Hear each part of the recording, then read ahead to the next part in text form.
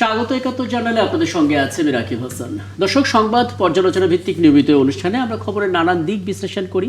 পত্রপত্রিকা, television, digital media এবং অবশ্যই news পোর্টালে যে সমস্ত খবর হয় আমরা একে একে চেষ্টা করি সেগুলো শিরোনাম জেনে নিতে। শুধু শিরোনাম না, পাশাপাশি ওই খবরের সঙ্গে যুক্ত মানুষদেরকে আমরা সংযুক্ত করি আমাদের আলোচনার টেবিলে। আমাদের স্টুডিও এবং অনলাইনে সংযুক্ত থাকা অতিথিরা সেই সমস্ত খবরের গভীরে ঢোকেন। সেই ধারাবাহিকতায় আজ আমার সঙ্গে আছেন সিনিয়র সাংবাদিক শামসুল আলম লিটন। শামসুল লিটন, আপনাকে আমন্ত্রণ জানাচ্ছি। ধন্যবাদ। আমরা আজকে দিনের সবচাইতে গুরুত্বপূর্ণ খবর যে মন্ত্রিসভায় কারা কারা আছেন, তারপর মন্ত্রিসভার দপ্তরটা কিভাবে বন্টন হয়। তার আগে আমরা দিনের বেলা দেখেছি মেম্বার অফ পার্লামেন্টে যারা শপথ নিলেন, সেখানে সরকারের পক্ষ থেকে যারা শপথ নিলেন সেখানে প্রথম অংশটা ঠিক আছে, কিন্তু দ্বিতীয় অংশ অর্থাৎ সংবিধান সংশোধন যে পরিষদ, সংস্কার পরিষদ, সেটার সদস্য হিসেবে সরকারি দলের কেউ শপথ নেয়নি, যেটি নিয়ে পরবর্তীতে ছোটোখাটো একটা দ্বিধা বিভক্তি তৈরি হয়েছিল। পরবর্তীতে আমরা দেখলাম যে ঠিকঠাকভাবেই সম্পন্ন হলো। আমরা এটা নিয়ে কথা বলার চেষ্টা করব, কেমন মন্ত্রিসভা হলো সেটা নিয়ে একটু আলাপ করার চেষ্টা করব এবং কথা প্রসঙ্গে যা যা বিষয়গুলো আসে সেগুলো নিয়ে একটু কথা বলার চেষ্টা করব। এবং দর্শক, আমরা আমাদের মূল আলাপে যাওয়ার আগে বলে রাখি আমাদের এই আয়োজনের বিভিন্ন পর্যায়ে ধাপে ধাপে অনলাইনে অতিথিরা যুক্ত হবেন এবং আমরা তাদেরও মতামত, পর্যবেক্ষণ, বিশ্লেষণগুলো জানার চেষ্টা করব। আমরা শুরুতে কয়েকটা অনলাইন নিউজ পোর্টাল দেখে নিই, তাতে করে আলাপ করতে সুবিধা হবে। দৈনিক প্রথম আলো আমার সামনে খোলা রয়েছে এবং আমরা আসলে কে কোন দপ্তর পাচ্ছেন সেগুলো নিয়ে বিশ্লেষণ করেছি। 50 জনের বড় মন্ত্রিসভা এবং বলা হচ্ছে এর ভিতরে 40 জনই কিন্তু প্রথমবারের মতন মন্ত্রণালয়ের কাজের অভিজ্ঞতা নিতে যাচ্ছেন। কাজেই সেক্ষেত্রে চ্যালেঞ্জগুলো কী কী, সামনে কেমন মন্ত্রিসভা, সেটা নিয়ে আলাপ করবো বটে। আমরা প্রথম আলোতে এই খবরটা দেখতে পাচ্ছি, আমিনুল হক উনি যখন দায়িত্ব নিলেন টেকনোক্র্যাট মন্ত্রী হিসেবে ক্রীড়া মন্ত্রণালয়ের, এরপরে তিনি একটা সংবাদ সম্মেলন করেছেন এবং সেখানে সাংবাদিকরা বলেছেন যে বিসিবির বিভিন্ন অনুষ্ঠানে আমরা যেতে পারি না।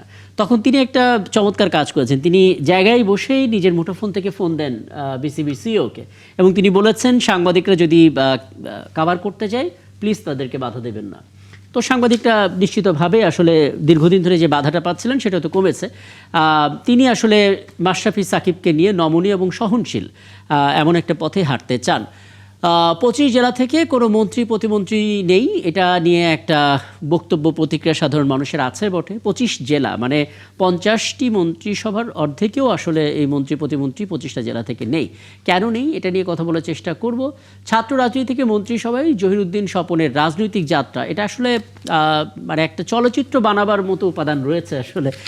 যদি কেউ পুরোপুরি জহিরুদ্দিন স্বপনের যাত্রাটা দেখেন, একজন রাজনীতিবিদের যে যাত্রা, সেটা অনেক কিছু শিক্ষণীয় আছে তার এই রাজনৈতিক ক্যারিয়ারে। আমরা দেখে নিলাম, আমরা টিভি নিউজ 24টা একটু যাই, সেখানে নিশ্চিতভাবে একই খবর আমরা দেখব। পাশাপাশি সব কিছু নতুন করে করতে হবে। মির্জা ফখরুল ইসলাম আলমগীরের বক্তব্যটা দারুণ সমাদৃত হয়েছে। পাশাপাশি তিনি বলেছেন এটা আসলে ক্ষমতা হস্তান্তর না, এটা একটা দায়িত্ব হস্তান্তর এবং এটা কোনো রাষ্ট্রীয় ক্ষমতা না, এটা রাষ্ট্রীয় দায়িত্ব। এভাবেই দেশ পুনর্গঠনের কথা তিনি বলেছেন। আমরা তারেক রহমানের মন্ত্রিসভায় কে কোন দায়িত্বে আছেন, প্রধানমন্ত্রী সেই ব্যাখ্যাগুলো তিনি দিচ্ছেন। পাশাপাশি মাশরাফি সাকিব এই সূত্রে খবর আছে, দ্রুত ফেরাতে চান ক্রীড়া প্রতিমন্ত্রী আমিনুল এবং সে বক্তব্য আছে। বাংলা ট্রিবিউনটা সবশেষে একটু দেখে নিই। বাংলা ট্রিবিউনও বোধ করে একই খবরগুলো থাকবে। সংবিধান সংস্কার পরিষদ, বিএনপি শপথ না পড়ায় রাজনৈতিক উত্তাপ বাড়বে। আমার কাছে এখানে কিছু তথ্য আছে, সেগুলো আলাদা করে আমরা জানার চেষ্টা করব, কারণ বদিউল আলম মজুমদার স্পষ্ট করে বলেছেন একটা জটিলতা তৈরি হলো, কিন্তু জ্যোতির্ময় বড়ুয়া আইনজীবী তিনি স্পষ্ট করে বলেছেন যে এটা আইনের কোনো ব্যত্যয় হবে না। আমরা একটু আলাপ করার চেষ্টা করব। সাকিব মাশরাফির খবর তো আছে, 10 উপদেষ্টা নিয়োগ দিয়েছেন তারেক রহমান, সেই খবরটাও আমরা দেখেছি। জামাত আমিরের সঙ্গে ভারতের পররাষ্ট্র যে উপদেষ্টা, তার কথোপকথনের একটা ছবি আমরা দেখতে পাচ্ছি। মোটামুটি আমরা দেখে নিলাম কি কি খবরের শিরোনামগুলো আছে। এবং আমরা বলে রাখি আমাদের সঙ্গে এই আয়োজনে একটা পর্যায়ে যুক্ত হবেন বিএনপি নবনির্বাচিত এমপি নওগাঁ 3 আসনের ফজলে হুদা বাবুল। এবং এই মুহূর্তে আমি দেখতে পাচ্ছি জগন্নাথ বিশ্ববিদ্যালয়ের চেয়ারম্যান রাষ্ট্রবিজ্ঞান বিভাগের অধ্যাপক মেজবাউল আজম সওদাগর, আপনাকে স্বাগত জানাচ্ছি জনাব মেজবাউল আজম সওদাগর। এবং বাংলাদেশ সুপ্রিম কোর্টের আইনজীবী ব্যারিস্টার এম সরোয়ার হোসেন, তিনি তো আছেনই। আপনাদের সবাইকে আমন্ত্রণ জানাচ্ছি, কৃতজ্ঞতা জানাচ্ছি আমাকে সময়টা দেওয়ার জন্য। শামসুল লিটন, আপনাকে দিয়ে আলাপটা শুরু করি। মানে আমরা আসলে একটু ডিসেকশন করছিলাম, ঘাটাঘাটি করছিলাম, বিশ্লেষণ করার চেষ্টা করছিলাম যে 50 জনের যে বড় মন্ত্রিসভা, এর ভিতরে 40 জনে আমরা প্রথমবারের মতন মন্ত্রিসভায় দেখতে পাচ্ছি।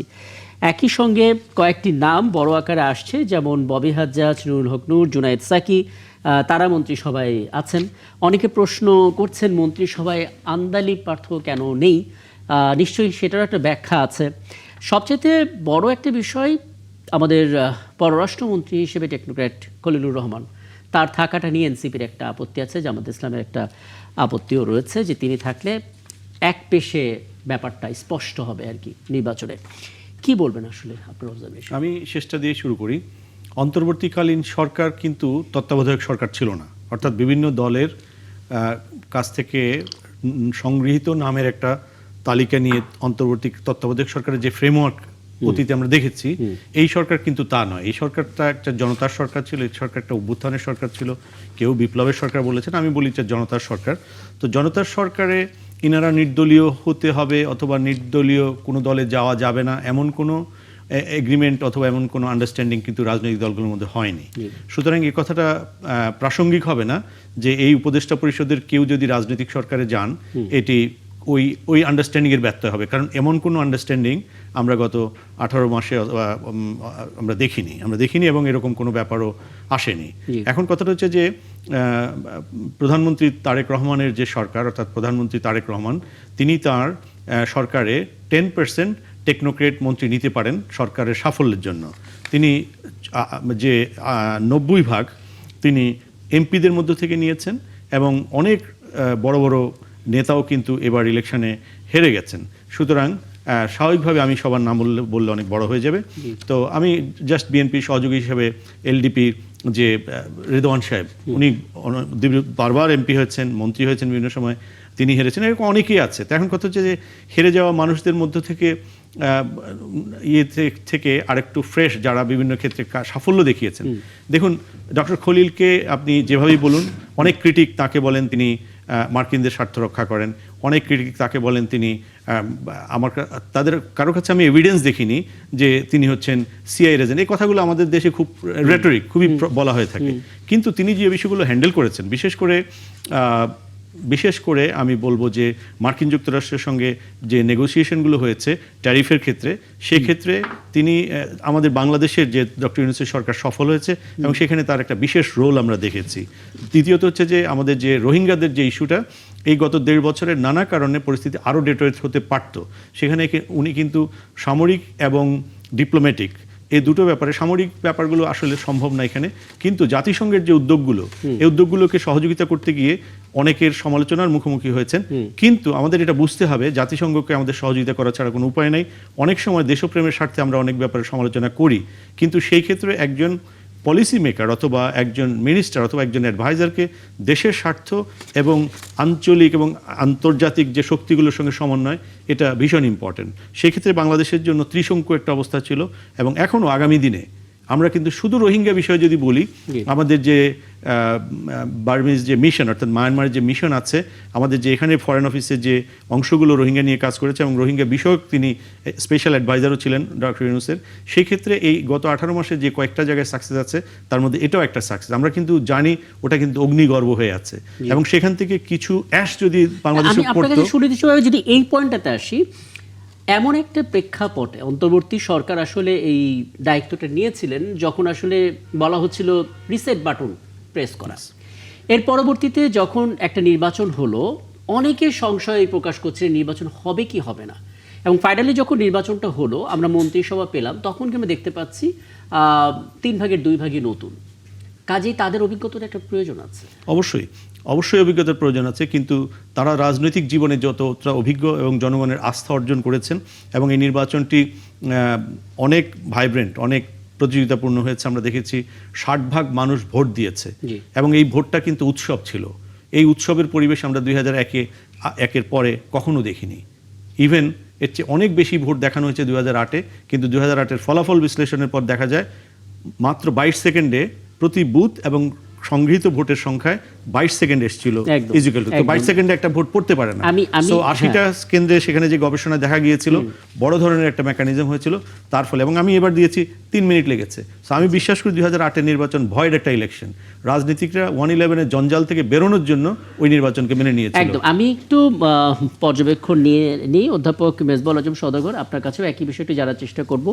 মন্ত্রিসভা আপনি দেখেছেন, চেষ্টা করা হয়েছে এখানে অভিজ্ঞ প্রবীণ এবং তরুণদের একটা সম্মেলন ঘটাতে। একই সঙ্গে আমরা দেখলাম মন্ত্রিসভার দপ্তর বন্টনের পর কয়েক ঘন্টা বিরতি, তারপর 10 জন উপদেষ্টাকে নিয়োগ দেওয়া হয়েছে। অনেকে জানতে চাইছিলেন মির্জা আব্বাস কোথায়, নজরুল ইসলাম খান কোথায়, রুহুল কবির রিজভী কোথায়। তারা যারা প্রশ্ন করছিলেন তারা হয়তো জবাব পেয়ে গেছেন যে মন্ত্রী পদমর্যাদায় উপদেষ্টা তারা হয়েছেন। সব মিলিয়ে কেমন হলো মন্ত্রিসভা, কেমন হলো উপদেষ্টা পরিষদ? ধন্যবাদ আপনাকে। মন্ত্রিসভা গঠনের ক্ষেত্রে যে আপনার যে সিমটমটা আমরা আগে থেকে পাচ্ছিলাম বা যে মেসেজটা আমরা আগে থেকে পাচ্ছিলাম যে প্রবীণ এবং নবীনের একটা সমন্বয় ঘটানো হয়েছে, তো সেটির আমরা সুস্পষ্ট লক্ষণ একটা দেখতে পাচ্ছি। আর এখানে একটা খুব আমি বলবো যে একটা অবিশ্বাস্য ঘটনা ঘটেছে, যেটি পররাষ্ট্র মন্ত্রণালয়ের ক্ষেত্রে সেখানে যে কথাটা আলোচিত হচ্ছে এই মুহূর্তে, সেটা হচ্ছে যে এই যিনি পররাষ্ট্র উপদেষ্টা ছিলেন আগে, খলিলুর রহমান, সিকিউরিটি অ্যাডভাইজার ছিলেন, জি, তো তিনি তার ক্ষেত্রে বিএনপি থেকে প্রথম দিকে একটা দাবি উঠেছিল যে তাকে যেন সেখান থেকে অপসারণ করা হয়, এই দাবিটা উঠেছিল। সেক্ষেত্রে তিনি আবার পরবর্তীতে এই সরকার মন্ত্রী হিসেবে শপথ নেবেন, এটা অনেকের কাছে অবিশ্বাস্য ছিল। তো এখন বিষয়টা যেটা মনে হচ্ছে যে প্রধানমন্ত্রী তারেক রহমান তিনি যেটা চিন্তা করেছেন, তিনি সবকিছুর ঊর্ধ্বে উঠে আপনার এখানে টেকনোক্র্যাট মন্ত্রী হিসেবে যাদেরকে তিনি নিয়েছেন, তার যোগ্যতা, দক্ষতা এবং সময়ের প্রয়োজনে যে কি ধরনের মানুষ এখানে দরকার, কে কোন পরিস্থিতিতে ডিল করতে পারবে, তিনি আসলে দেখা যাচ্ছে যে সেই বিষয়টাকে তিনি এখানে গুরুত্ব দিয়েছেন। এবং অন্যান্য মন্ত্রণালয়ের ক্ষেত্রেও ঠিক তেমনটি দেখা যাচ্ছে। তো সবকিছু মিলে আর একটা প্রশ্ন আসছে যে অঞ্চল ভিত্তিক যে মন্ত্রিত্বের একটা দাবি আমাদের মতো দেশগুলোতে সাধারণত আসে, যে কোন অঞ্চল থেকে কয়টা মন্ত্রী দেয়া হলো, সেই বিষয়টাও কিন্তু এখানে দেখা যাচ্ছে না যে কোনো নির্দিষ্ট অঞ্চল থেকে অঞ্চল ভিত্তিক চয়েস করা হয়েছে, এমনটাও হয়নি।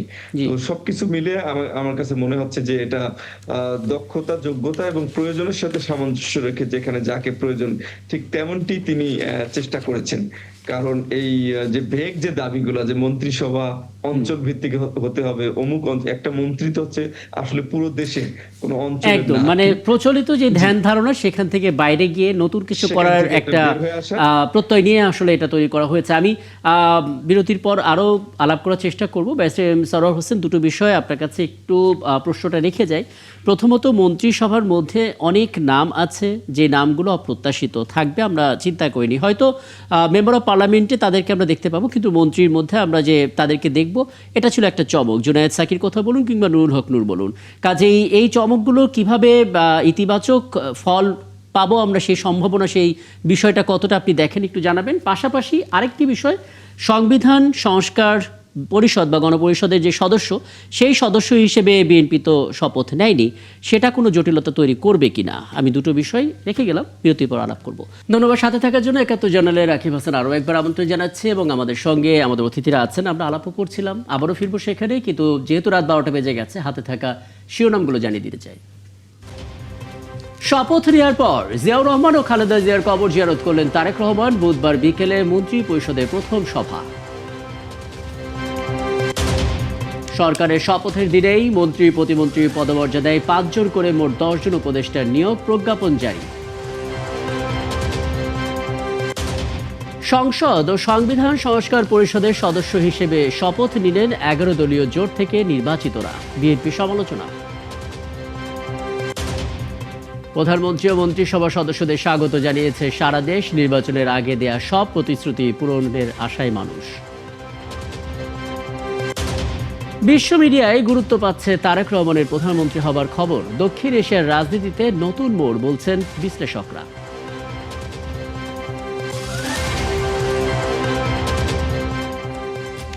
আমরা দেখে নিলাম আমাদের হাতে থাকা শিরোনামগুলো এবং ঠিক এই মুহূর্তে আমাদের সঙ্গে আছেন, যুক্ত হয়েছে নওগাঁ 3 আসনে বিএনপির নবনির্বাচিত এমপি ফজলে হুদা বাবুল। ফজলে হুদা বাবুল, আপনাকে ধন্যবাদ, কৃতজ্ঞতা সময়টা দিচ্ছেন, সাথে অভিনন্দনও জানাচ্ছি। শপথ নিলেন, নতুন একটা দায়িত্ব, এবং সেই দায়িত্বে আসলে এমন একটা সময় নিচ্ছেন যখন আসলে অনেক প্রত্যাশা আপনাদেরকে ঘিরে, কারণ নতুনভাবে দেশটাকে পুনর্গঠনের একটা পরিকল্পনা, ম্যান্ডেট সব কিছু আপনাদের আছে। আমি আপনার কাছে ফিরবো, কিন্তু আমি যেহেতু আগে একটা প্রশ্ন করে রেখেছিলাম ব্যারিস্টার এম সরওয়ার হোসেনের কাছে, সেটা একটু হয়ে আসতে চাই। সরওয়ার হোসেন, একটা বিষয় একটু পরিষ্কার করবেন, আপনি আইনের মানুষ, আমরা আসলে নানামুখী প্রতিবেদন দেখছিলাম, মন্তব্য দেখছিলাম যে বিএনপির প্রতিনিধিরা যখন সংবিধান সংস্কার পরিষদের সদস্য হিসেবে শপথ নিলেন না, তখন অনেকে চিন্তা করছিলেন এটা একটা জটিল পরিস্থিতি পরবর্তীতে তৈরি করবে কিনা। বদিউল আলম মজুমদার, সুজনের সাধারণ সম্পাদক, তিনি স্পষ্ট করে বলেছেন জটিলতার সৃষ্টি হলো। কিন্তু জ্যোতির্ময় বড়ুয়া, তিনিও আইনজীবী, তিনি বলেছেন এর ক্ষেত্রে আসলে সংবিধানের বা আইনের কোনো ব্যত্যয় হবে না। আপনি আসলে কি দেখছেন, কোনো জটিলতা কি হতে পারে? ধন্যবাদ আপনাকে। জটিলতা তো অবশ্যই একটু হবে। এই কারণে হবে যে 5ই আগস্ট যদি না হতো তাহলে কিন্তু আজকে এই নির্বাচনটা হয় না, এই সরকারটা হয় না। জি। সো 5ই আগস্টের একটা জন আকাঙ্ক্ষা ছিল জি। যে ম্যান্ডেট, আপনি জন ম্যান্ডেট যদি বলেন, বিপ্লবী পরবর্তীতে ম্যান্ডেটের কিন্তু কোনো ঘাটতি থাকে না। জি। এবং আমাদের অ্যাপিলেট ডিভিশনে কিন্তু জাজমেন্ট রয়েছে, safety of the people, safety of the state is the highest law. তো সবকিছু কিন্তু সংবিধানের ভাবে হয় নাই। অন্তর্বর্তীকালীন সরকারও কিন্তু সংবিধানের কোনো প্রভিশন অনুযায়ী হয় নাই। তো অন্তর্বর্তীকালীন সরকারটা ছিল আউটকাম অফ দ্য রেভলিউশন।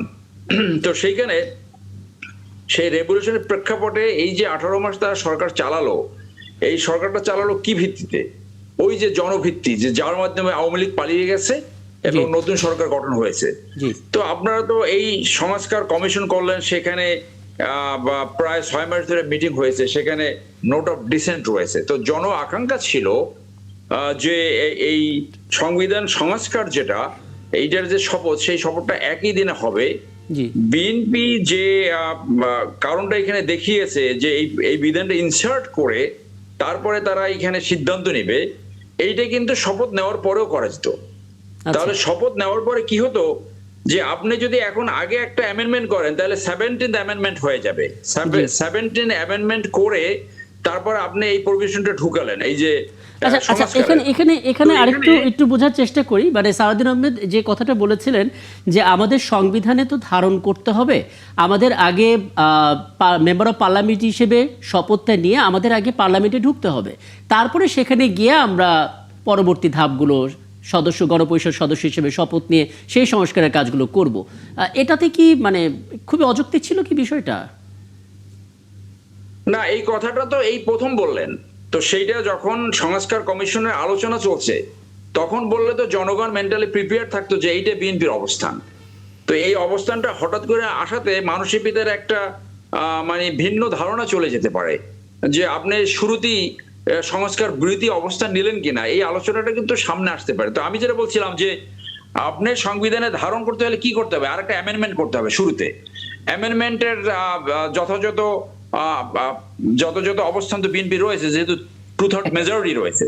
কিন্তু আপনি শপথ নেওয়ার পরে সমস্ত সমাজগুলো যেখানে একমত হয়েছেন, যেখানে নোট অফ ডিসেন্ট রয়েছে, সেইখানে আপনি ডিবেট করে সিদ্ধান্ত নেন, আপনারা নিজেরা বসে সিদ্ধান্ত নেন। কিন্তু যেগুলো একমত হয়েছেন সেইটা করলে একটা অ্যামেন্ডমেন্টের মাধ্যমে এই সংস্কারের যেগুলো একমত হয়েছে সেগুলো কিন্তু একটা অ্যামেন্ডমেন্টের মাধ্যমে সংবিধানে একটা অ্যামেন্ডমেন্ট দরকার হয়। তো আপনি যদি আগে প্রভিশন ঢুকান তাহলে একটা 17th হবে, এরপর যদি আপনি আবার অ্যামেন্ডমেন্ট করেন তাহলে 18th অ্যামেন্ডমেন্ট হবে। তো কোনটা বেটার? আপনি যদি এইটাকে সিগনেচার করে তখন এইভাবে যেতেন তাহলে কিন্তু মানসিকতার একটা ভুল মেসেজ যেত না। এখন কিন্তু মানসিকতার একটা ভুল মেসেজ যেতে পারে যে আপনি কখনো এটা বললেন না, এবং অনেকেই যারা হাইলি ক্রিটিক তারা কিন্তু এই পয়েন্টটা সামনে আসবে যে বিএনপি শুরুতেই সংস্কার বিরোধী অবস্থান নিয়েছে। যে বিএনপি একেবারে পরিষ্কার, কারণ যারা জেলে ছিল তারা আজকে 5ই আগস্ট না হলে আজকে এই অবস্থান সৃষ্টি হয় না। তো এইটা বুঝতে পারছি। আপনি আসলে খুব চমৎকার করে ব্যাখ্যা করেছেন, কারণ আইনের জটিল বিষয়টা একটু সহজভাবে বোঝার দরকার ছিল। আপনি আপনার জায়গা থেকে একটু বোঝানোর চেষ্টা করেছেন এবং আমরাও আসলে পুরো বিষয়টা ধরতে পারছি। আমি একটু ফজলুদ্দিন বাবুল আপনার কাছে আসতে চাই। প্রথমত এবারকার সংসদের মধ্যে আমরা বেশ বৈচিত্র্য দেখতে পাচ্ছি। শুরু থেকেই অনেকে বলছিলেন, কারণ এখানে নবীন প্রবীণ তরুণ সবারই একটা মেলবন্ধন আছে, কোনো একটা বিষয় হুট করেই যে এক্সিকিউট হয়ে যাবে সেরকম না, নানামুখী নানা মেধা এবং সেখান থেকে একটা ডিবেট আসবে, অর্থাৎ প্রাণবন্ত এবং কার্যকর দুটোটা আমি বলা যায়। প্রথম দিন যেটা ঘটলো, সংবিধান সংস্কার পরিষদ সেখানে শপথ না নেওয়া সদস্য হিসেবে, সেটা পরবর্তীতে জটিলতা তৈরি করবে কিনা, দুটো বিষয় একত্রে একটু বলবেন। জি। ধন্যবাদ। মন্ত্রিপরিষদ দেখুন, প্রাইম মিনিস্টার জনাব তারেক রহমান যখন বাংলাদেশে এসেছেন উনি শুরুতেই বলেছেন উই হ্যাভ এ প্ল্যান, এবং উনি আমরা 31 দফা দিয়েছি, ভিশন 2030 দিয়েছি, এবং সেই সাথে নির্বাচনের সময় আমরা একটা ইস্তেহার দিয়েছি।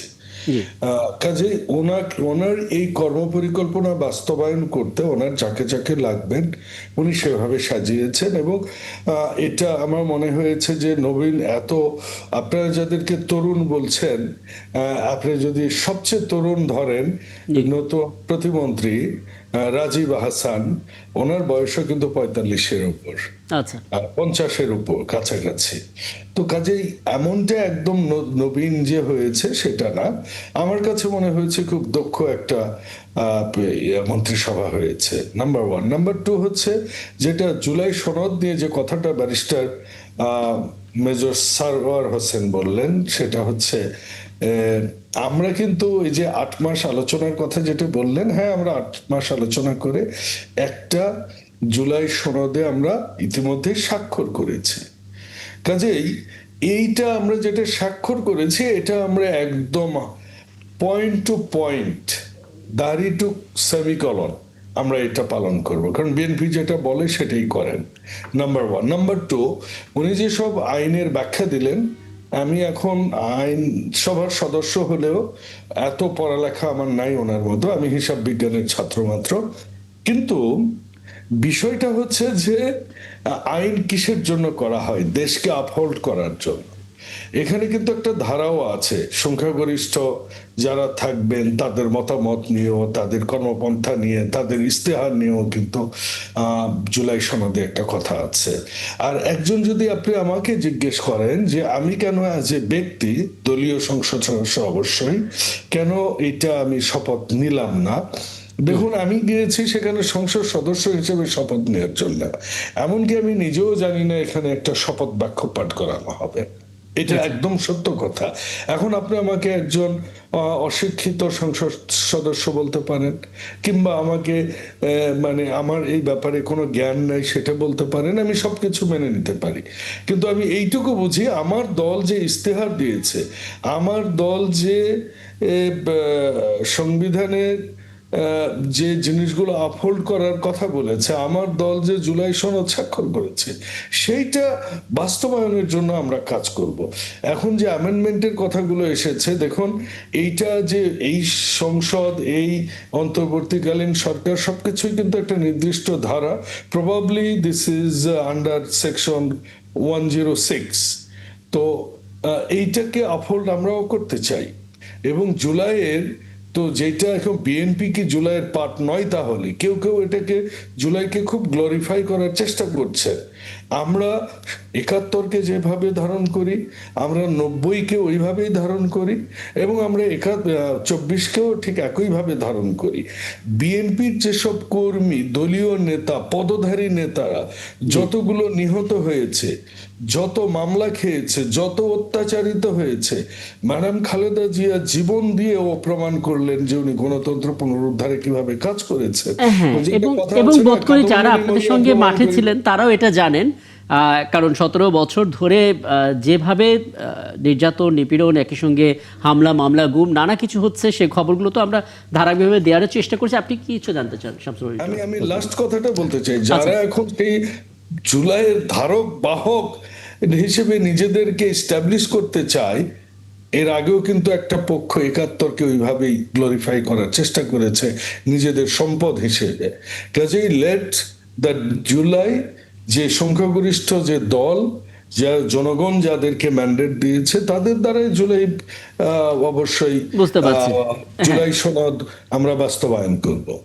অনেক ধন্যবাদ, আপনি আছেন আমাদের সঙ্গে। জি, আমি এমপি সাহেবকে জিজ্ঞেস করতে চাই, ওয়েলকাম করি বিশেষ করে নওগাঁ 3 থেকে নির্বাচিত ফজলে হুদা বাবুল ভাইকে, যে এই ব্যাপারটা কি আপনাদের সংসদীয় যে সভা, আজকে তো অবশ্য আপনারা শপথের পরে সভা করেছেন, এর আগে কোনো না কোনোভাবে ফর্মালি অর ইনফর্মালি এই আলোচনাটি এসছিল কিনা যে জুলাই সনদে তো বিএনপি স্বাক্ষর করেছে, তাহলে গভর্নমেন্ট কিন্তু গত 2 সপ্তাহ আগে থেকে এই কথাটা একভাবে অন্যভাবে ডক্টর রিয়াজ বলছিলেন যে প্রথম 6 মাস এটা সংবিধান সংস্কার পরিষদ হিসাবে এবং জাতীয় সংসদ হিসেবে ডুয়েল রোল প্লে করবে 180 দিন পর্যন্ত, এবং 180 দিনের পরে ওটা শুধুমাত্র পার্লামেন্টারি রোল প্লে করবে।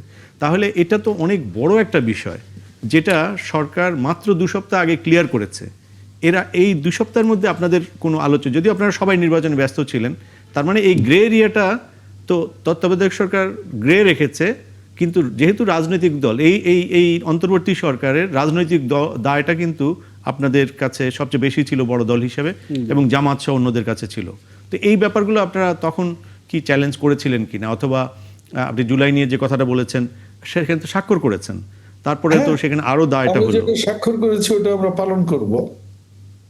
আচ্ছা, কিন্তু এই সংকটটাতে রেখে যাওয়া হলো, এই সংকটটা নিয়ে আপনারা কোনো আলোচনার সুযোগ পেয়েছিলেন? কোন সংকটের কথা বলছেন? দেখুন, প্রথম সংকট তো শুরু হয়েছে যে এইটা গণভোটে দিতে হবে, ঠিক আছে?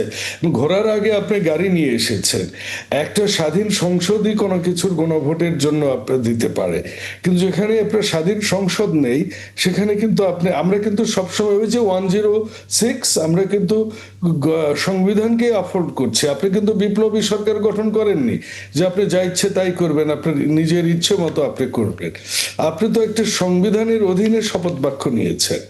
তো কাজেই আপনি যেটা বলছেন সেটা হচ্ছে যে গণভোটের কথাটা আপনি বলছেন হ্যাঁ অথবা না, সেটা কি একটা স্বাধীন, আজকে ব্যারিস্টার মহোদয় আছেন, উনি এটা ক্লারিফাই করতে পারেন যে এটা কি একটা সংসদ ছাড়া কি গণভোট হতে পারে কিনা।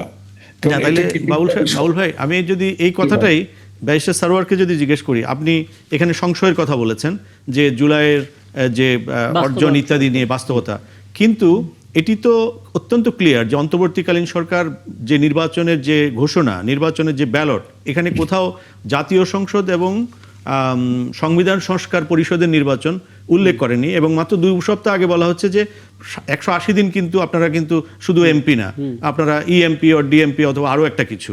তো এটা তো সংকট। এখন এই সংকটটা কি ইচ্ছাকৃত না অনিচ্ছাকৃতভাবে তৈরি করা হলো? আর দ্বিতীয়ত, আপনি যে আইনের দিকে নিচ্ছেন, রাজনীতির প্রতিটা বিষয় যদি আইন অঙ্গনে নিয়ে যাওয়া হয় তাহলে তো আরো বড় সংকট তৈরি হয়। তাহলে আপনি কি চান যে আইনজ্ঞ হিসাবে রাজনীতি এবং আইনকে একটু ডিফারেন্স রাখার জন্য? আদারওয়াইজ আমরা দেখেছি কিন্তু এই সংকটটা কিভাবে গণতন্ত্র থেকে স্বৈরতন্ত্রে নিয়ে যায়, স্বৈরতন্ত্র থেকে কোর্টকে নিয়ন্ত্রণ করে সবকিছুকে নিয়ন্ত্রণ করে তারপর ফ্যাসিবাদে চলে যায় এবং সবাই তখন পকেটের ভিতরে চলে আসে।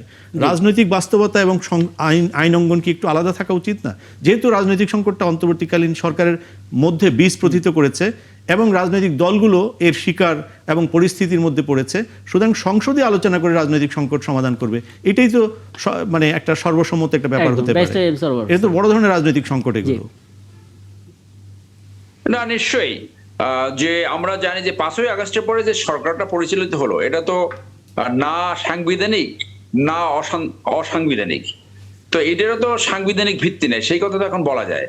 যদি এটাকে অসাংবিধানিক বলা হয় তাহলে তো তারা অবৈধ হয়ে যায়।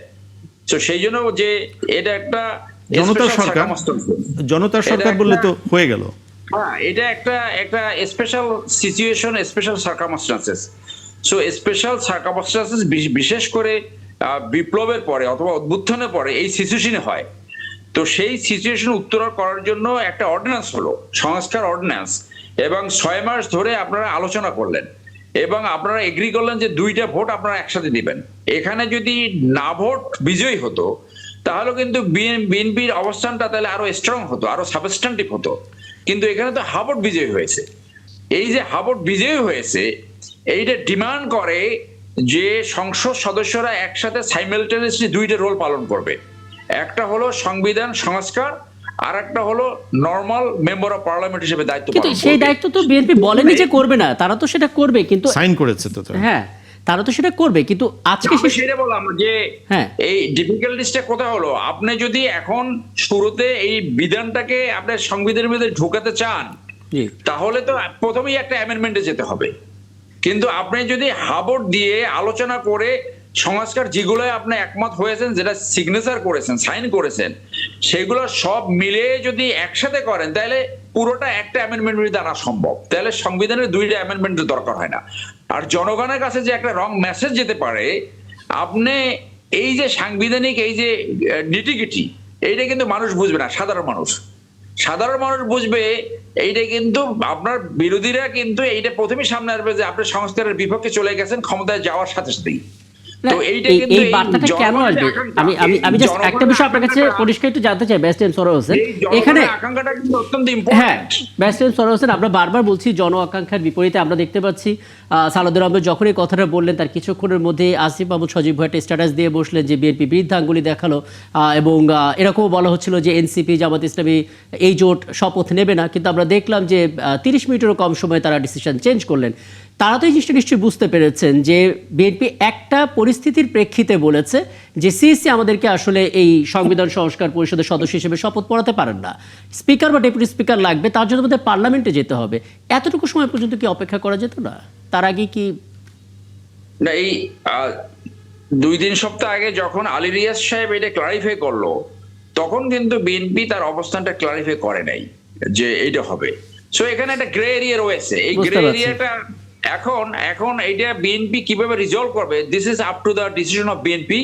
তবে এখানে তো এটা এটাও তো একটা আলাদা প্রশ্ন হতে পারে যে ঐক্যমত্য কমিশনের সহসভাপতি আলী রিয়াজ কেন 2-3 সপ্তাহ আগে এটা বলবেন? কারণ ঐক্যমত্য কমিশন দীর্ঘদিন ধরে আসলে এক ছাদের নিচে রাজনৈতিক দলগুলোকে নিয়ে আলাপ করে গেছেন।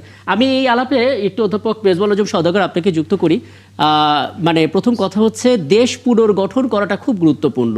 জুলাই যে চেতনা আছে তাতে কোনো সন্দেহ নেই, কারণ সমস্ত রাজনৈতিক দল যারা এখন এই মুহূর্তে আছেন তাদের ঠিক এই মুহূর্তে গ্রাউন্ড একটাই, যে তারা সবাই গণ অভ্যুত্থানের মাঠে ছিলেন। তারপরে কেন আসলে জন আকাঙ্ক্ষার পক্ষে বিপক্ষে বিতর্কটা উঠবে? কারণ আমরা দেখতে পাচ্ছি জয়লাভ করার পর তারেক রহমান পরদিনই গেলেন নাহিদ ইসলাম এবং জামাত আমিরের বাসভবনে, এরপরে চরমোনাই পীরের বাসভবনে। বোঝা যাচ্ছে ম্যান্ডেটের 3 নম্বর যে বিষয়টা ঐক্যবদ্ধতা, সেদিকে তিনি জোর দিচ্ছেন। তাহলে প্রশ্নগুলো বারবার কেন আনা হচ্ছে জন আকাঙ্ক্ষার পক্ষে বিপক্ষে? জি, আপনি কি আমাকে কোশ্চেন করেছেন? না না না, আমি মেজবাহুল আজম সওদাগরকে করেছি, আপনার কাছে আসছি। আমার ওই প্রসঙ্গে আরেকটু আমি একটু শেষ করি না, আপনি শেষ করতে দেননি আচ্ছা, তাহলে আমাকে। 1 মিনিটের মধ্যে একটু শেষ করুন, তারপর আমি এই প্রসঙ্গে যাবো। জি না, আমি শেষ করি। আপনি জি। যখন জুলাই সনদে স্বাক্ষর করেছেন তখন সেই বিধানগুলো আপনি পড়েন নেই? আপনি তো 6 মাস ধরে আলোচনা করলেন। আলী রিয়াজ 2 সপ্তাহ আগে বললেও, সামনে আনলেও, এটা তো তখন ওই ব্ল্যাক অ্যান্ড হোয়াইট, আপনি তো সেখানে সিগনেচার করছেন। এই কোশ্চেনটা আসবে তো এইটা বিএনপি নিশ্চয়ই একটা কৌশল আছে, যেহেতু এখানে একটা হুইপিং হয়েছে, অর্থাৎ সিগনেচার করে আপনার ওথ টেকিং এ বলা হয়েছে এই পেপারে সাইন করবেন, এই পেপারে করবেন না। তার মানে দেয়ার ওয়াজ এ হোমওয়ার্ক, আগে থেকে একটা প্ল্যান ছিল। এইটা এখন বিএনপি রিজলভ করবে যে এইটা তারা কিভাবে মানে আগাবে। আমি এটুকু অ্যাড করার ছিল। বুঝতে পারছি, আপনি বলছেন যে বিএনপির আগে থেকে একটা হোমওয়ার্ক করা ছিল এবং যেই হোমওয়ার্কের একটা অংশ হিসেবে আজকে শপথ না পড়ার একটা কাজ, তাই তো? নির্দেশ দেওয়া হয়েছে, নির্দেশ দেওয়া। বলা হয়েছে বুঝতে দলের পারছি। প্রধানের নির্দেশে সে এটা সালাউদ্দিন সাহেব বলেছে। আপনার বক্তব্য একেবারে পরিষ্কার, আমি এটা নিয়ে একটু পরে আলাপ করছি। অধ্যাপক মেজবাহুল আজম সওদাগর, আপনার কাছে যে প্রশ্নটা রেখে গিয়েছি, আমার একটা বিরতিতে যেতেই হবে, আমি এসে এখান থেকে আবার আলাপটা শুরু করব। দর্শক, আপনারা আছেন একাত্তর জানালে, আরও একটা বিরতি নিয়ে ফিরছি, আমাদের সঙ্গে থাকবেন।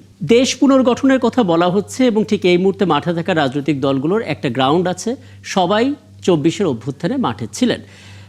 এখন এই মুহূর্তে এসে কয়েকটা কথা খুব ভালো মতো শোনা যাচ্ছে। এক হচ্ছে জনবিরোধী সিদ্ধান্ত নিচ্ছে, জন আকাঙ্ক্ষার পরিপন্থী সিদ্ধান্ত নিচ্ছে বিএনপি, এমন একটা কথা যেমন অভিযোগ আকারে আসছে।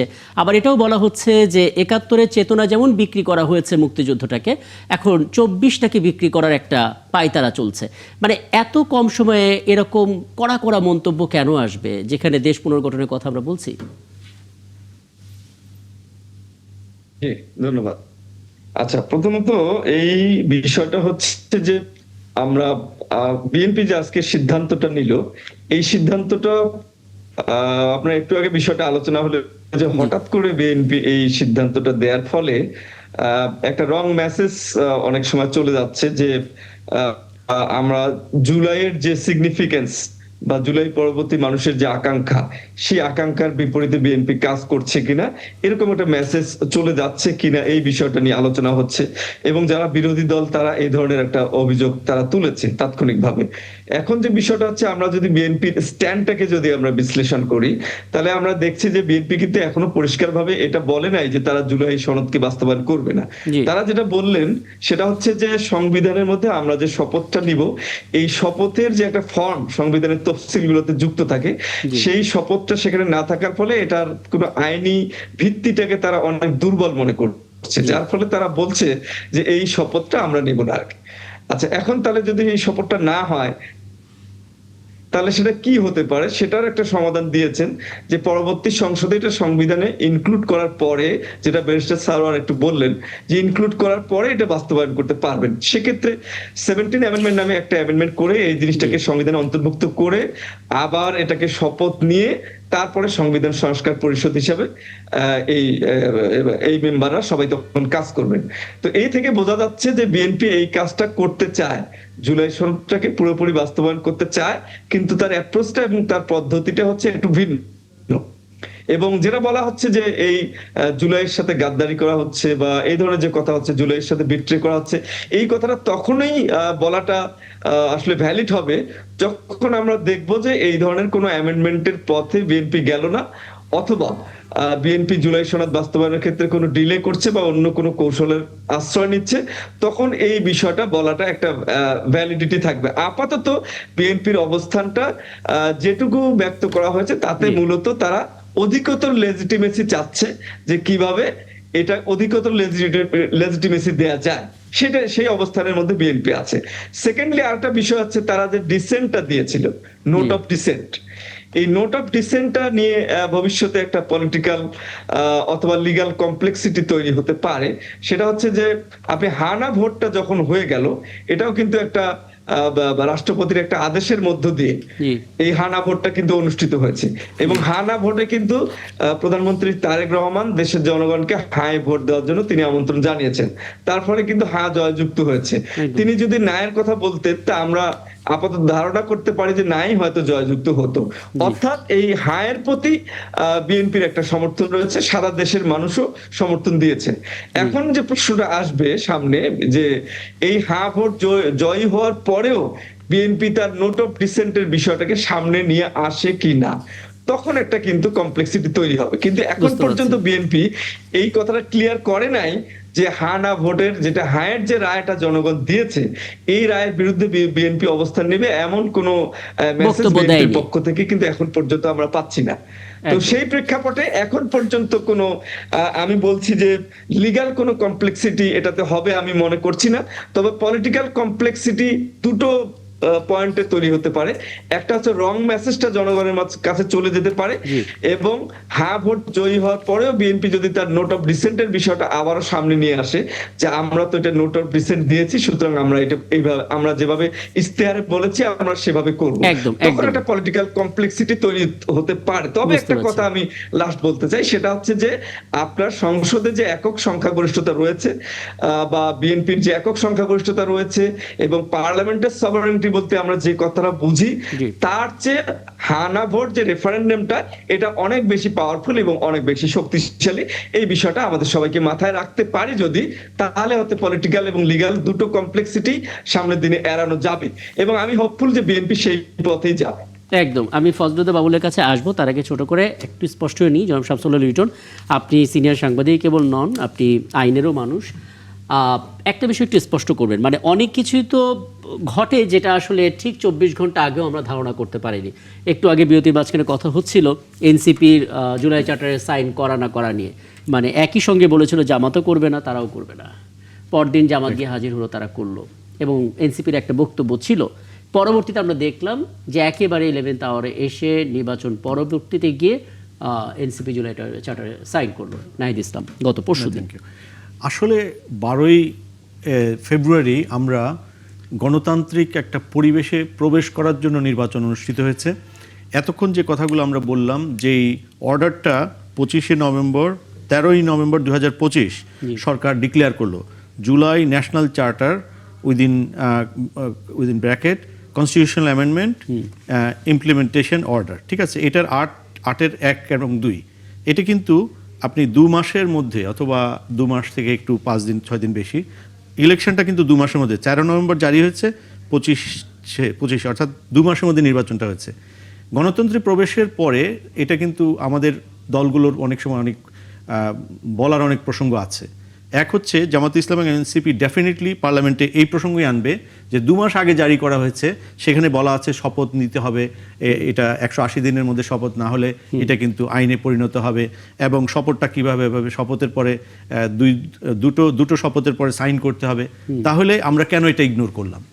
এটা হচ্ছে কি, মানে সংসদ কিন্তু কোনো গল্প গুজবের অথবা গান বাজনার জায়গা না। সংসদে আইন এবং যত ধরনের রাজনৈতিক সংকট তৈরি হবে সেগুলোকে সমাধানের জন্য আমরা নিশ্চিতভাবে বিশ্বাস করব এই সংসদটি প্রাণবন্ত হবে এইসব বিতর্ক নিয়ে।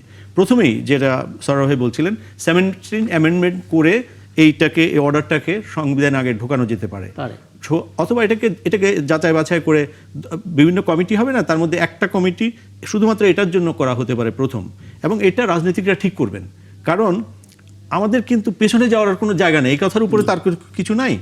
আর আমরা যে 31 দফা যে বিএনপি দিয়েছিল, দেখুন জামাত এবং বিএনপির সংস্কার নিয়ে কোনো দ্বিমত নাই, এবং অন্যান্য রাজনৈতিক দলগুলো যারা আছে আমরা এখন পর্যন্ত শুনিনি। শুধু জাতীয় পার্টি কিছু মিনমিনে কণ্ঠে বলার চেষ্টা করা হয়েছে যে না ভোট দিন, না ভোট দিন, না ভোট দিন। বিএনপি বলেছে হ্যাঁ ভোট দিন, জামাত বলেছে না ভোট দিন, হ্যাঁ ভোট দিন, সবাই হ্যাঁ ভোট দেওয়ার কথা বলেছে মেন। তাহলে সংসদে এটা ইমপ্লিমেন্টেশনের, বরং যেদিন এনসিপি সাইন করেন নাই সেদিন বিএনপি করেছে, এবং জামাত কিন্তু জাতীয় গাদ্দার উপাধি পেয়েছে এনসিপির কাছ থেকে। এবং এটা কিন্তু এই যে কঠিন ভাষাটা আপনি কঠিন বলছেন, আমি কঠিন বলবো না। রাজনীতিতে কঠিনভাবেই সবাই সবার আলোচনা করবে, কিন্তু ন্যাশনাল ইন্টারেস্টে এবং যে পার্লামেন্টারি কালচারের জন্য তারা একটা রেজলিউশনে আসবে। এবং আল্লাহর ওয়াস্তে আদালতকে ডেকে নিয়ে এসে আদালতের হাত যাতে সংসদ ভবনের উপরে না পড়ে, তারও এখানে কিন্তু ক্লিয়ার। আমি 31 দফায় এটা কথাটা কিন্তু বিএনপি নিজেই বলেছিল, parliamentary supremacy and effective separation of effective parliament separation of powers. So আমার মনে হয় এই জায়গাগুলোতে ইভেন জামাতের ইয়ের মধ্যেও এরকম ধারা আছে কিন্তু, এবং এখানে কিন্তু প্রেসিডেন্ট অ্যান্ড প্রধানমন্ত্রীর যে ক্ষমতার ভারসাম্য তৈরি করা 31 দফার মধ্যে আছে। তারপরে কেয়ারটেকার গভর্নমেন্টের কথা 31 দফার মধ্যে আছে। জামাত তো প্রথম থেকে সমস্যা কিন্তু কোনো কিছু না, সমস্যা হচ্ছে যে সমস্যা আমরা যাতে তৈরি না করি, এখানে ভুল বোঝাবুঝি আছে, এবং এটাকে সরকার কিন্তু এই পর্যন্ত দুটো প্রবলেমের কথা বলেছেন, মেজবাহুল আজম সদকে দুটো প্রবলেমের কথা বলেছেন যেটা সংকট হতে পারে। এক হচ্ছে রং মেসেজ যাওয়া মানুষের কাছে যে বিএনপি জন আকাঙ্ক্ষা বিরোধী কাজ করছে, সংস্কার করবে না, নানা ন্যারেটিভ তৈরি করা। আর দ্বিতীয় সমস্যাটা হতে পারে সেটা হচ্ছে হ্যাঁ ভোট জেতার পরও বিএনপি আসলে সেই মুভমেন্ট নেবে না। এই ধরনের ন্যারেটিভ অতীতে তৈরি করা হয়েছে। মুক্তিযুদ্ধের পরে মুক্তিযোদ্ধাদেরকে বিভিন্ন জায়গায় হত্যা শুরু হয়েছে, তারা যখন আলাদা রাজনৈতিক দল করেছে তাদেরকে স্বাধীনতা বিরোধী বলে বলে হত্যা করা হয়েছে, ইত্যাদি অনেক কিছু হয়েছে। আমরা দয়া করে সংসদকে ইতিহাস চর্চা অথবা গবেষণা কেন্দ্র বানাবেন না এমপিরা। আমরা জনগণ অনেক অতিষ্ঠ, ইতিহাস আমরা শুনতে চাই না। সেখানে আইনসভার কাজটি করুন। আইনসভার কাজটা হলে দয়া করে উন্নয়ন, রাস্তাঘাট, এটা সেটা, ব্রিজ কালভার্ট, প্লিজ এগুলো আপনাদের কাজ না। সুতরাং অনেক বড় চ্যালেঞ্জ নিয়ে কিন্তু এই যে এমপি সাহেবরা পার্লামেন্টে যাচ্ছেন, তারেক রহমান সরকার, প্রধানমন্ত্রী তারেক রহমানের সরকারকে কিন্তু শুধু অর্থনৈতিক ডেট না, 200 বিলিয়নের উপর অর্থনৈতিক ডেট, কর্মসংস্থান, শত চ্যালেঞ্জ নিয়ে নতুন করে শুরু করতে হবে আজকে যে পার্লামেন্ট। এবং এখানে জামাত ইসলাম বলেছে তারা দায়িত্বশীল অপোজিশন করবেন, এবং কোথাও অনিয়ম, যে কোনো ধরনের অনিয়ম হলে তারা বড় ধরনের আন্দোলন, এটাকে সংসদে একটা ভয়েস তৈরি করবেন। এটি হচ্ছে এফেক্টিভ বিরোধী দল এবং এফেক্টিভ গভর্নমেন্ট, জবাবদিহিতামূলক সরকার তৈরি করার জন্য। এবং নন ইস্যুকে ইস্যু করা, আমার মনে হয় যে বিষয়গুলো নিয়ে যেখানে ডিবেট হচ্ছে সবগুলো কাছাকাছি অথবা একটু আগে পড়ে। যেমন একটা মৌলিক ডিবেট আছে, আপার হাউসটা করার ব্যাপারে কিন্তু পিআর এবং সেটা নিয়ে আপনি কথা বলতে পারেন, এটা পার্লামেন্টে আলোচনা হয়ে সেখানে হয়তো, যেহেতু নোট অফ ডিসেন্ট আছে, আমি যেটা নোট অফ ডিসেন্ট দিয়েছি আপনি আমাকে কিন্তু সে বাধ্য করতে পারবেন না। ইভেন জামাত যদি আজকে পাওয়ারে যেত, এবং জামাত যেখানে নোট অফ ডিসেন্ট দিয়েছে, এটা কিন্তু বিএনপির কিন্তু কোনো অধিকার রাখে না যে তার নোট অফ ডিসেন্ট সহ তাকে গেল। একদম, আমি দুটো বিষয় একটু কথা বলতে চাই। একটা তো হচ্ছে উচ্চ কক্ষ কিভাবে নির্ধারণ হবে, আর দ্বিতীয় বিষয়টা হচ্ছে ছায়া যে মন্ত্রিসভা তৈরি করা হবে তারা আসলে কোন ফরম্যাটে কাজটা করবে। মানে আমরা আসলে কোনো গ্লোবাল মডেলে সাকসেসফুল ছায়া মন্ত্রী পরিষদ হতে দেখেছি কিনা, আমি সেটা নিয়ে আলাপ করবো। তার আগে আমি একটু আপার কক্ষটা একটু জানার চেষ্টা করি। ফজলুদ্দিন বাবুল, আপনি শুনছিলেন শামসুল লিটন এক্সপেক্ট করছিলেন যে এখন মেম্বার অফ পার্লামেন্টটা ঠিক কোন পথে হাঁটবেন, প্রত্যাশা জায়গাটা বলছিলেন, আপনি সেটা শুনেছেন, আপনার জায়গা থেকে মন্তব্যটা চাবই। পাশাপাশি উচ্চ কক্ষ নির্ধারণের ক্ষেত্রে কোনো আলাপ আলোচনা হয়েছে কিনা, কি প্রক্রিয়া আসলে বিএনপি করতে চায়, একটা ধারণা তারা দিয়েছে আনুপাতিক হারে, একটু জানাবেন আসলে কোনো ডেভেলপমেন্ট থাকলে। জি হ্যাঁ, ধন্যবাদ। আমি সহ আলোচক এবং আপনার এখানে যিনি নিজে গেস্ট হিসেবে বসেছেন, আমরা তো অনলাইনে যুক্ত আছে সহ আলোচক বৃন্দ, দেখুন, দিন শেষে কিন্তু বাংলাদেশের ভালো হওয়া উচিত। আমরা যে আইনের কথা বলি, যত কথাই বলি, যেটা আপনার মানে স্টুডিও গেস্ট যেটা বলছিলেন, আমি ওনার নামটা ক্যাচ করতে পারিনি, সরি। শামসুল আলম লিটন, সিনিয়র সাংবাদিক। ও ও লিটন ভাই, আসসালামু আলাইকুম ভাই, আমি আপনার হলের ছোট ভাই। Thank you. ফজলেহুদা বাবুল বিতার্কিক জি জি হ্যাঁ জানি। কিরণ ভাইয়ের সাথে ডিবেট করতাম, বুঝছেন হয়তো আপনি আমাকে। গুড টু হ্যাভ লিটন ভাই। Thank you. সো যেটা বলছিলাম সেটা হচ্ছে যে দিন শেষে কিন্তু আমাদের ওই বাংলাদেশটার ভালো হোক, এটাই লিটন ভাই যেটা বলছিলেন।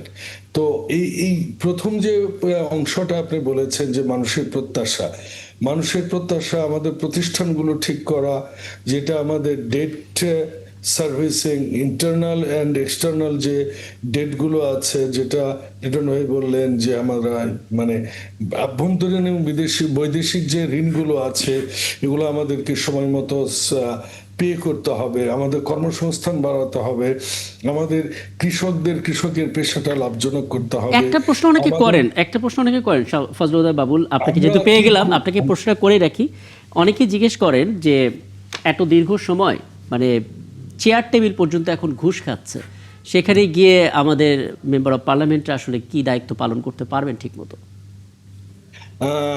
পারবেন, কারণ আপনি দেখেছেন আজকে শুরুটা যেভাবে হয়েছে, মর্নিং শোজ দ্য ডে।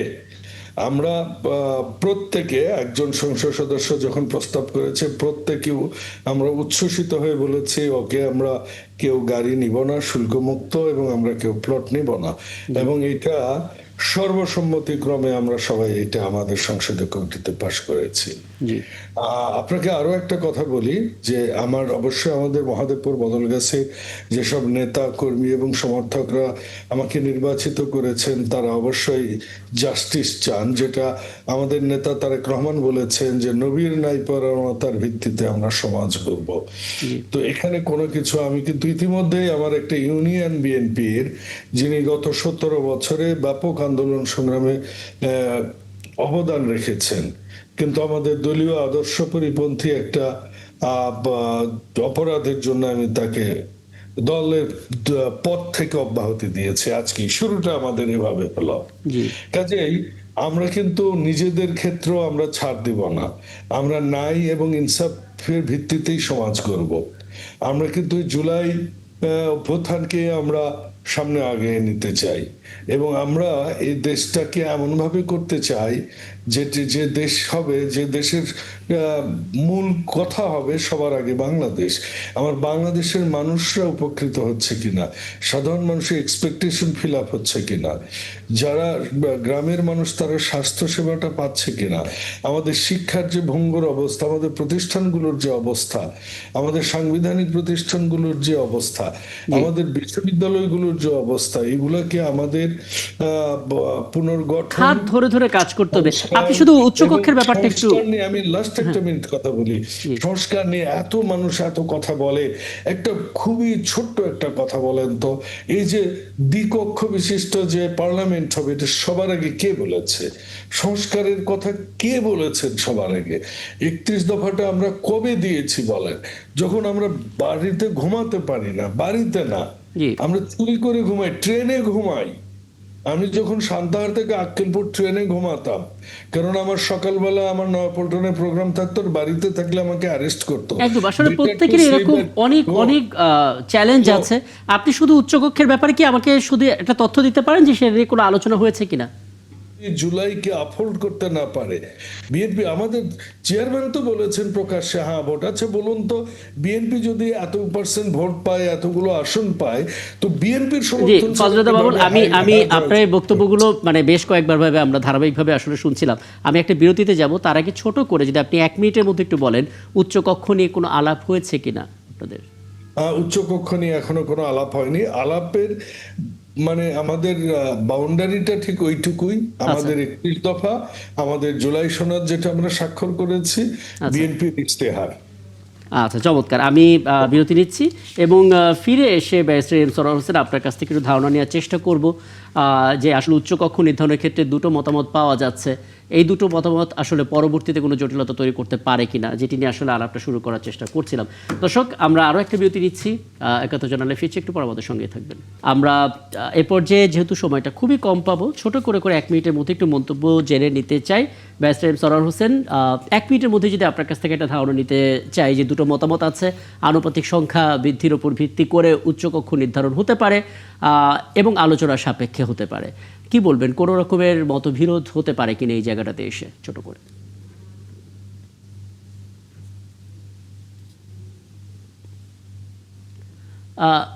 একটু আনমিউট করে নিতে হবে। জি, উচ্চকক্ষের ধারণাটা হলো যে নিম্নকক্ষ যদি কখনো জনস্বার্থের বিপক্ষে আইন পাশ করে, যদি এইখানে যেমন অনেককে নিয়ন্ত্রণ করা যায় না, এরকম পরিস্থিতিতে দেশের বিভিন্ন ক্ষেত্রে যারা ডিস্টিংগুইশ নাগরিক, যারা জাতীয়ভাবে কন্ট্রিবিউট করেছে, জি, এদেরকে নিয়ে উচ্চকক্ষ গঠন করা হয় পৃথিবীর সব জায়গায়। সেইখানে আনুপাতিক হারে দল সাজেশন দিতে পারে, কিন্তু এই দল সাজেশন দিয়ে দেয় যে এটা যদি রিহেবিলিটেশন সেন্টার হয়, তাহলে কিন্তু উচ্চকক্ষের যে মূল ধারণা, সেই ধারণা ব্যাহত হয়। আচ্ছা, তো এইটা তো আমার জানা মতে বিএনপির এজেন্ডা, তাদের ৩১ দফায় উচ্চকক্ষের কথা বলা আছে। সো এই উচ্চকক্ষটা যে সত্যিকারে যদি গুণগত মান রক্ষা হয়, সেইটা সমস্ত রাজনৈতিক দলের প্রচেষ্টা চালাতে হবে। এইটা যেন আমি তোমাকে নমিনেশন দিতে পারি নাই অথবা এমপি হতে পারে নাই, সেইটার চেয়ে এটার গুণগত মান এমন হবে যারা সত্যিকারে জাতীয় স্বার্থ এবং দেশের স্বার্থ সবার আগে দেখবে। চমৎকার। যে বিএনপির স্লোগান সবার আগে বাংলাদেশ, যেটা ট্রাম্প এনেছিল আমেরিকা ফার্স্ট। জি, মেক আমেরিকা গ্রেট এগেইন। হ্যাঁ, অনেক আমরা এগিয়ে দেখতে চাই সবার আগে বাংলাদেশ। চমৎকার। আমি একটু অধ্যাপক মেজবুল আজম সদাগর সংক্ষেপে একটা মতামত নিব উচ্চকক্ষ নিয়ে। জি, জি, উচ্চকক্ষের এই যে সরার ভাই সুন্দর বললেন, উচ্চকক্ষের ধারণাটাই হচ্ছে এটা যে নিম্নকক্ষ যে কোনো সময় যেন একক সংখ্যাগরিষ্ঠের ভিত্তিতে হোক বা কোনো অন্য যে কোনো ভিত্তিতে হোক, যা তা যেন করতে না পারে, সেইটাকে উচ্চকক্ষ কন্ট্রোল করবে। সেটাকে উচ্চকক্ষ নিম্নকক্ষের মধ্যে পার্লামেন্টে একটা চেকস এন্ড ব্যালেন্স তৈরি হবে। যদি এই চেকস এন্ড ব্যালেন্স তৈরি না হয়, তাহলে উচ্চকক্ষের 4 পয়সাও কোনো দাম নাই। উচ্চকক্ষে অবশ্যই এই কাজটা সফলতার সাথে উচ্চকক্ষকে করতে হবে। এবং যেটা প্রধানমন্ত্রী তারেক রহমান আগেই যেটা ঘোষণা দিয়েছিলেন যে এইখানে দেশের লার্নেড লোকজনকে এখানে যুক্ত করা হবে। এইটার বিপরীতে এখন যদি এখানে ধরেন যে পলিটিশিয়ানদেরকে আনা হয়, একেবারে দলীয় লোকদেরকে আনা হয়, এটা যে করা হয়, তার উচ্চকক্ষ তার সেই যেটা আমরা এক্সপেক্ট করতেছি সেটা উচ্চকক্ষ দিয়ে আসলে সেটা হবে না। এটা জাস্ট একটা মানে ব্যয়বহুল একটা পার্লামেন্টের একটা অংশে পরিণত হবে। এটার পিছনে অর্থ ব্যয় হবে, কিন্তু আলটিমেটলি কোনো কাজ হবে না। সুতরাং দুটো জিনিস, একটা হচ্ছে এটা যাতে নিম্নকক্ষের সাথে চেকস এন্ড ব্যালেন্স তৈরিতে এটা যেন ভূমিকা রাখতে পারে, 1। 2 নম্বর, এখানে যেন লার্নেড সোসাইটির যারা লার্নেড লোক তারা যেন এখানে আসে, পলিটিশিয়ানরা এই যেন দুটো এখানে না আসে। পয়েন্টে আমি যদিও রাজনৈতিক দলগুলো তাদের পছন্দের ভিত্তিতে এখানে নাম দেবে, কিন্তু তারপরে পলিটিশিয়ানরা না আসে এখানে সিভিল সোসাইটি, সাংবাদিক, শিক্ষক, এই জায়গা থেকে যে সমস্ত লার্নেড লোক কন্ট্রিবিউট করতে পারে, যারা দেশ নিয়ে চিন্তা ভাবনা করে। একদম। আমি সবশেষ ফজলুদ্দিন বাবুল, আপনার কাছে একেবারে সময় কম, ছোট করে একটু বলবেন, মানে বুঝতে পারলেন যে দুটো গুরুত্বপূর্ণ বিষয় এখানে উঠে এসেছে। দলীয় স্বার্থে কাউকে উচ্চকক্ষে না বসিয়ে একেবারে লার্নের জাতীয় স্বার্থে সবার কথা বিবেচনায় নিয়ে বিএনপি আসলে সেই জায়গায় কতটা স্ট্রিক্ট থাকতে পারবে? বিএনপি কখনোই সরকার যখন গঠন করে, বিএনপি, এটা সবাই জানে, বিএনপি ভালো সরকার চালাইতে পারে। বিরোধী দল হিসেবে বিএনপি একটু কমজোর হলেও আমার মনে হয় এটা তথাকথিত মার্কেটের কথা। So BNP knows very well how to handle the whom to recruit or whom to nominate the upper house. আমার মনে হয় সেটা আমরা যেহেতু এটা বলছি, আমাদের ৩১ দফাই বলেছি, আমরা সেরকম মানুষকেই আমরা দেব। এবং এই বিএনপি ওই যে লাস্ট কথা, ওইটাই আমরা করতে চাই যে যাকে দিলে বাংলাদেশের ভালো হবে, বাংলাদেশের মানুষের ভালো হবে, সাধারণ মানুষ যেগুলো দিয়ে উপকৃত হবে, আমরা সেরকম একটাই নিম্নকক্ষ এবং উচ্চকক্ষ আমরা করতে চাই। অনেক ধন্যবাদ, অনেক কৃতজ্ঞতা। আমি চেষ্টা করতে চাই শামসুল আলম মিন্টুর, আপনাকে দিয়ে অনেক আলোচনা শুনলেন। দুটো বিষয় আমাকে একটু ধারণা দিবেন। একটা সাকসেসফুল ছায়া সরকার মন্ত্রিসভা হয়েছে, এরকম একটা রেফারেন্স যদি দিতে পারেন, এবং উচ্চকক্ষ কিভাবে কার্যকর করা যেতে পারে। Thank you. আমি জাস্ট একটু ছোট ছোট করে বলে ফিরি অনেকগুলো বিষয়। ছায়া মন্ত্রিসভা ওয়েস্টমিনিস্টার ডেমোক্রেসির একটা বড় টুলস, এবং এটার সবচেয়ে বড় উদাহরণ ওয়েস্টমিনিস্টার ডেমোক্রেসি। সারো ভাই, আমি বেশিরভাগ ওখানেই থাকি। সো এটা পার্লামেন্টকে যদি অ্যাক্টিভ করতে হয়, ছায়া মন্ত্রিসভা যে ঘোষণা দিয়েছে বিরোধী দলের পক্ষ থেকে, এটা অসম্ভব ভালো একটা কাজ করেছে এবং এটা যদি করা হয় এটা আমাদেরকে বড় ধরনের একটা অ্যাকাউন্টেবিলিটির মধ্যে নিয়ে আসবে। দ্বিতীয়ত, ওয়েস্টমিনিস্টার ডেমোক্রেসি আসলে সমস্যাগুলোকে কীভাবে অ্যাকোমোডেট করে। আমাদের এখানে যত সমস্যা, ব্রিটেন এবং অন্যান্য দেশগুলো যারা এই ডেমোক্রেসি, পার্লামেন্টারি ডেমোক্রেসি প্র্যাকটিস করে, সেখানে আমাদের চেয়ে কোনো অংশে কম না, বরং অনেক অনেক বেশি সংকট তাদেরকে মোকাবিলা করতে হয়। সেখানে আসলে যখন একটা বিষয় ম্যাচিউর্ড হয়, যেমন আমাদের এখন যে এই জুলাই সনদ নিয়ে কী হবে, যেমন আমাদের হয়তো এই উচ্চকক্ষের স্বরূপটা কীভাবে হবে, সেগুলো নিয়ে কিন্তু আলাদা আলাদা কমিটি করতে হবে এবং কমিটি করে ওই কমিটি কিছু কিছু বিষয়ে যেখানে পাবলিক এঙ্গেজমেন্ট আছে, যেমন জুলাই সনদ এবং যে আপার হাউসের ব্যাপারটা, এই হিয়ারিংটা যদি পাবলিক হিয়ারিং হয়, মানুষ কিন্তু জানলো এবং এই কমিটিতে এই আলোচনায় সব কিছুই মানুষ জানলো, পক্ষে বিপক্ষে পয়েন্টগুলো। এবং এই কমিটিতে ডেফিনেটলি বেশিরভাগ মেম্বার থাকবে কিন্তু সরকারি দলের, খুবই স্বাভাবিক। কিন্তু এই পাবলিক হিয়ারিংয়ের মধ্যে পাবলিক আরও ডিটেইল জানবে, জেনে যদি পাবলিক সেন্টিমেন্ট যেটা ক্রিয়েট হবে, এর মধ্যে ছায়ামন্ত্রী বসে থাকবে না। সো এই যে বিভিন্ন ভাষায় তারা জিনিসগুলো নিয়ে জনমত তৈরি করবে, পার্লামেন্টের হিয়ারিং চলতে থাকবে, এগুলো আপনাদের বিভিন্ন আলোচনার মধ্যে প্রতিনিয়ত আসতে থাকবে। যদি সরকারি দল সংখ্যাগত মেজরিটি দিয়ে এটা পাশ করে জন আকাঙ্ক্ষার বিপরীতে, জনগণ ভোট দিয়ে দেওয়ার পরে কিন্তু 4 কোটি 5 কোটি ভোট লোক যে সরকারি দলকে সমর্থন করেই যাবে তা কিন্তু না, একদম। ওরা আচ্ছা দেখুন, আসুন এরপরে সরকার যে সিদ্ধান্ত নেবে এটা যদি জনমতের বিপক্ষে হয়, সে কিন্তু পরের নির্বাচনের জন্য বসে থাকবে। 10-20টা না, শুধু এই বিষয়েও কিন্তু সে কোনো কারণে অপোজিশন ভালো করলো জনমতে, তখন কিন্তু সরকার যদি এটা গ্রহণ না করে, তাহলে কিন্তু পরবর্তী নির্বাচন এটা বড় বিষয় হয়ে যাবে। মেবি শুধু এই বিষয়ের জন্য একটা মধ্যবর্তী হয়ে যেতে পারে। আচ্ছা, আমি শেষে একটা প্রসঙ্গ বলি। দেখেন, ইংল্যান্ডে যেভাবে কাজ করে, এক্সপেন্স স্কিম বলে একটা হলো এবং সেটা কমিটি হলো, এবং সেটা যখনই হিয়ারিং চলতে থাকলো, যখন ডকুমেন্টগুলো সামনে চলে আসলো, ডকুমেন্টগুলো কে দিল? অপোজিশন। তার তথ্য অধিকার আইন অনুসারে সে ডকুমেন্ট বের করলো যে রাকিব সাহেব তিনি 36 পাউন্ড যে শুভেচ্ছা কার্ড দেন ক্রিসমাসে, সেটা উনি পাবলিক ফান্ড থেকে নিয়েছেন, অথচ সে এমপি সেটা নিতে পারেন না। এখানে কিন্তু যেদিন আসলো সবকিছু এবং এমপি সাহেব কিছু বলতে পারলেন না, সঙ্গে সঙ্গে তিনি পদত্যাগ করলেন, কারণ আপনি মিথ্যা কথা বলে রাজনীতি করতে পারবেন না।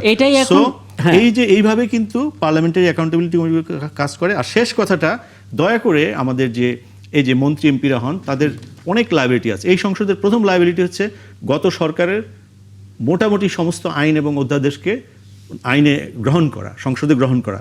এইটা কিন্তু এই যে অর্ডারের কথা বলে এখন আমরা কথা বলছি, যে অনুসারে শপথ নেওয়া না নেওয়ার কথা আসছে, সেই অর্ডারে কিন্তু যেগুলো এগুলো আছে, এই শপথ, দ্বিতীয় শপথ নেওয়া। সুতরাং এটা যখন আপনি গ্রহণ করতে যাবেন, তখন কিন্তু এই আলোচনার মধ্যে এটা কিন্তু রিজলভ করতে হবে এবং গ্রহণ করার রেওয়াজটা বেশি প্রচলিত। শেষ কথা, এমপি মন্ত্রী সাহেবরা, বিশেষ করে মন্ত্রী সাহেবরা, আমাদের জনতা, আমি একজন জনতা, একজন ভোটার হিসেবে, দাগটা মুছে গেছে কিন্তু ভোটটা মুছে যায় নাই। আল্লাহর ওয়াস্তে অন্তত 2-3 দিনের একটা ট্রেনিং করে যদি ওনারা মন্ত্রণালয়ের কাজ শুরু করেন, তাহলে জাতি অনেক উপকৃত হবে। কারণ না হলে আপনি 6 মাস লাগবে, বেশিরভাগ মন্ত্রী হয়তো জানবেনই না, 40 জন মন্ত্রী নতুন আছেন, তিনি যে 2-3-4টা করে মিনিস্ট্রি চালাবেন, সেখানে আদৌ কতগুলো বিভাগ আছে, এই বিভাগগুলো কিভাবে কাজ করে, এবং সংসদের এই সমস্ত চাল ডালের আলোচনা, রাস্তাঘাটের আলোচনা বাদ দিয়ে শুধু আইন নিয়ে কাজ করুক, তদন্ত নিয়ে কাজ করুক, কোনো মন্ত্রীর ব্যর্থতা নিয়ে বিতর্ক হোক, তাহলে দেখবেন আসলে এখন আমরা যে পার্লামেন্ট দেখতে পাচ্ছি, সেখানে আসলে কোনো জিনিসে আসলে একবারেই পাশ করার মতো না, অনেক আলোচনা হবে, অনেক পেশার গ্রুপ হিসেবে কাজ করবে, অনেক কিছু। আইনসভা। অনেক ধন্যবাদ আপনাদের সবাইকে আমাকে সময়টা দেওয়ার জন্য। নিশ্চয়ই সামনে কোনো আয়োজন আবার আপনাদেরকে পাবো। দর্শক, এই ছিল আজকে 71 জনের আয়োজন। আগামীকাল আবারও নতুন ইস্যু নিয়ে কথা হবে। থাকুন 71-এর সাথে।